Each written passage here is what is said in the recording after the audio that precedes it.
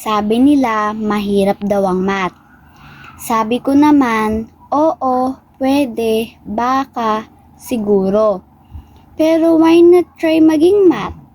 Maging matibay sa hamon ng buhay. Dagdagan ng sikap para makaahon sa hirap. Maging positibo palagi at alisin ang negatibo. Dagdag, bawas kung kinakailangan. Yung lesson na tungkol kay X, substitute the X, find the X, solve the X, move on ka na kay X. Di ba ganyan naman dapat? Lahat may solusyon.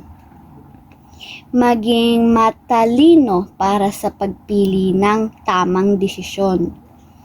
PMDAS o GMDAS man pwede nating gamitin.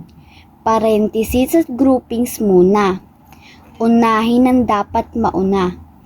First things first, sabi nga nila sa Ingles.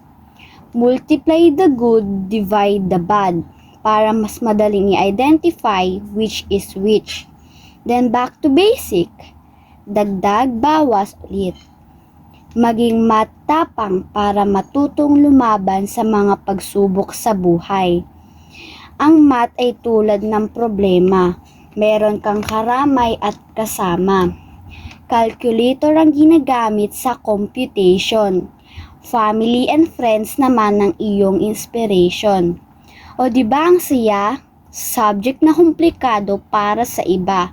Yung tipong nakakairita, sabi nila. Pero pag nag-aral ka talaga, mas madali na siya kung ikukumpara.